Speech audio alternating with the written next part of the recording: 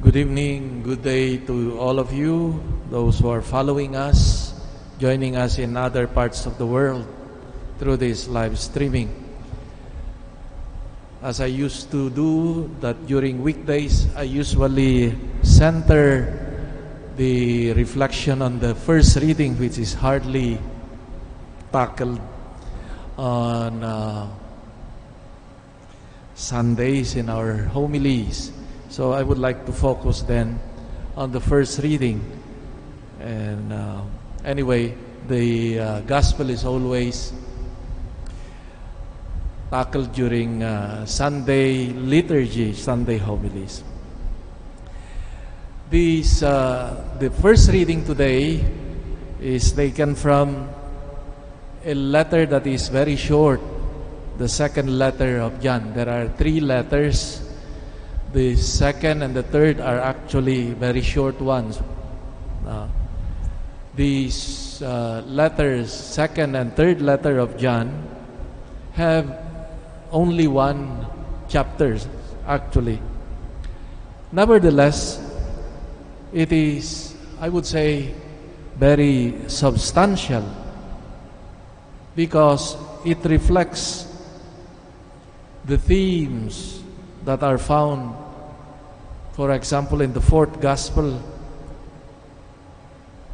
like the theme of truth, love, fidelity to Christ and His commandments.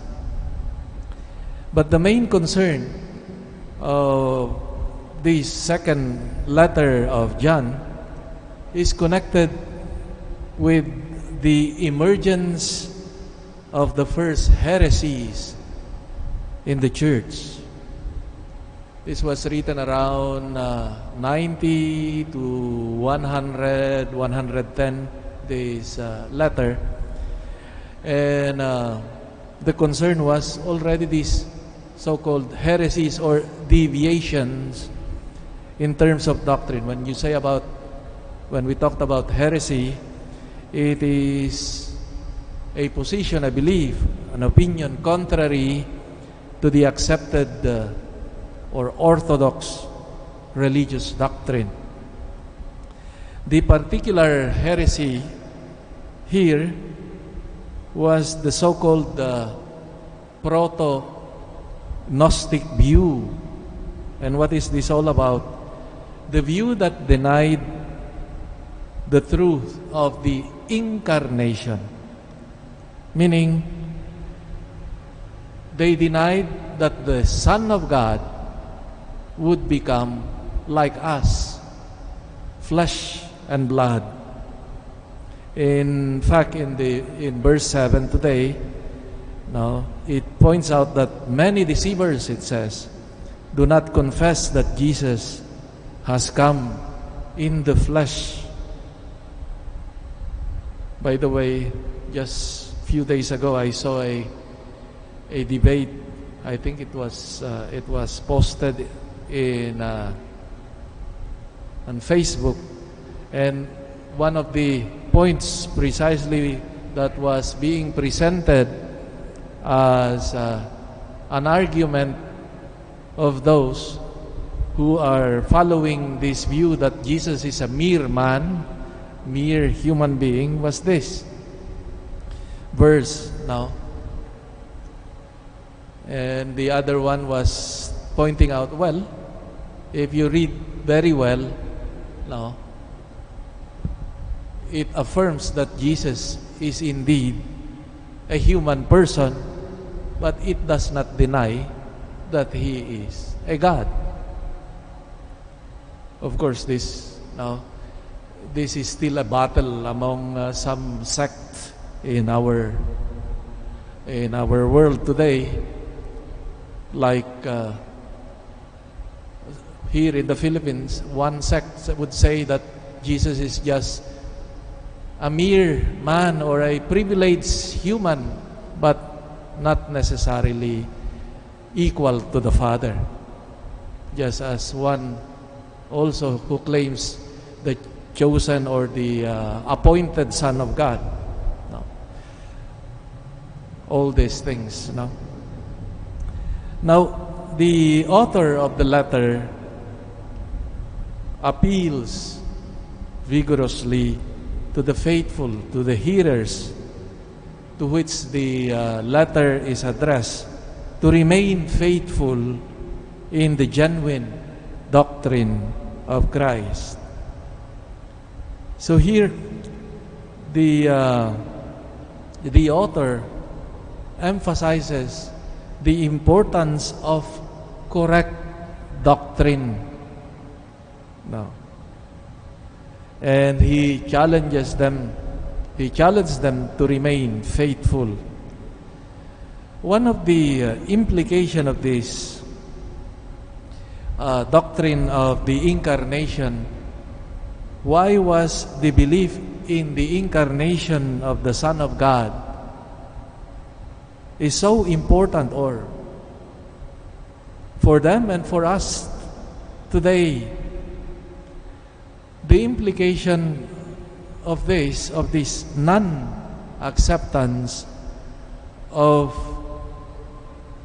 God's Son becoming human would be, the implication would be that Jesus, if Jesus did not become truly human, then Jesus would just be an appearance for show. If Jesus did not become truly human being, then His suffering, which is supposed to be for our salvation, would be farce. Palabas lang.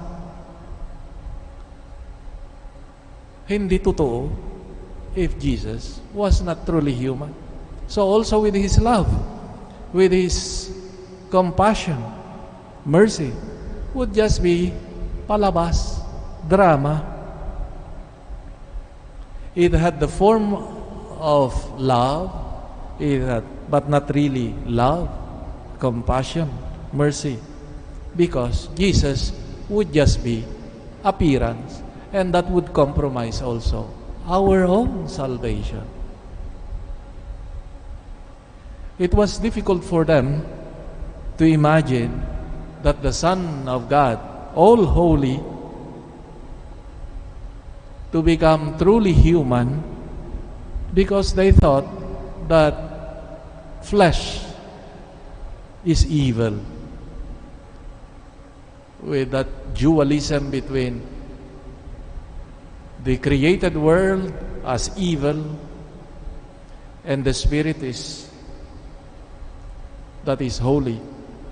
So that was their dilemma. How can God, all holy, assume something that is evil?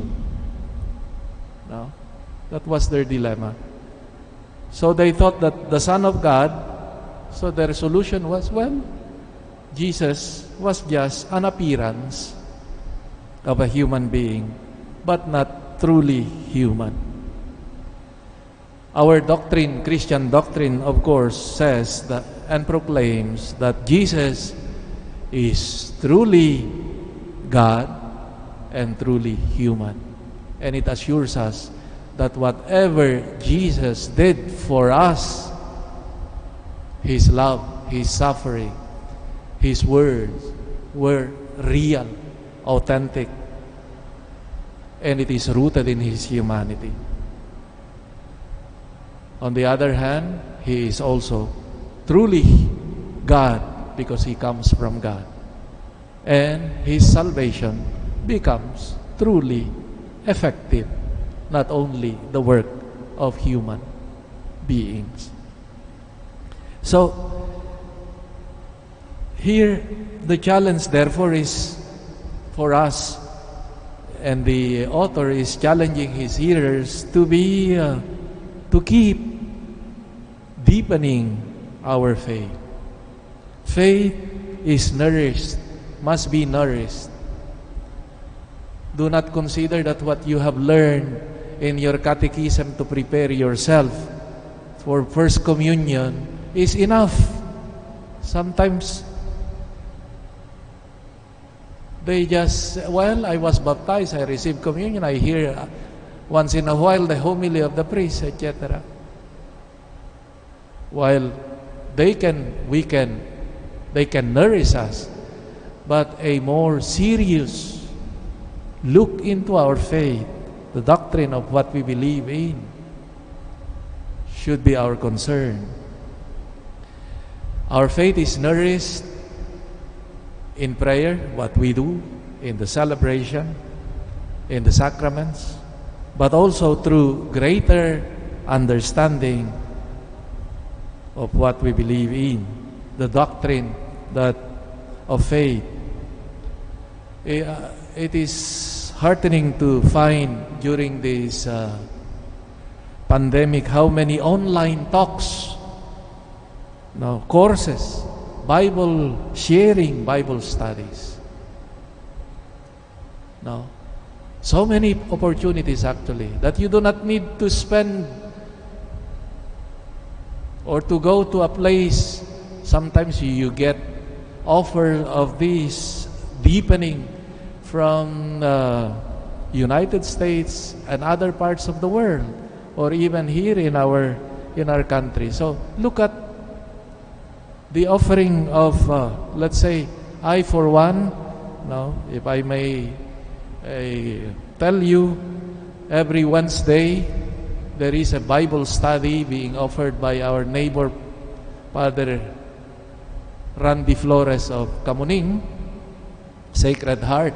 Every Wednesday, 8 o'clock on the Bible. He is an expert of the Bible. And it is free.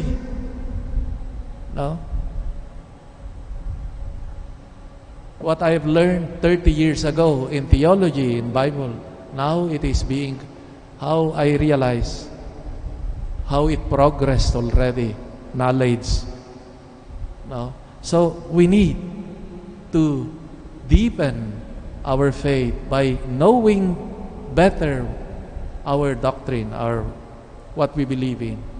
As they say, if you do not have very clear the doctrine we believe in, you end up believing in everything, even if it is non-Christian or not inspired by the Word of God. A second point that I see that the gospel or the first reading emphasizes, that doctrine, the truth, he would say, the underlying current of this that should animate is love, he said. So alongside with our fidelity in terms of doctrine is love, charity. So truth should be coupled with charity. I think it was Pope Benedict who said, I am not very sure now of how he formulated it, but the complementarity of this, the truth of what we believe in, should be coupled with love. Why? Because if it is only truth without love, we run the risk of being harsh, severe, even tyrant, imposing our truth, the truth we believed in. But love without truth also is weak, he said, because we run the risk of living in an illusion. Pag-ibig na walang katotohanan ay illusion, irreality. So, truth and love should complement each other. The beautiful teaching today of the first reading. May the Lord, who loves us, who gives us of Himself in the Eucharist, strengthen us to search, to deepen the truth of our faith, and also may strengthen us to couple it with love.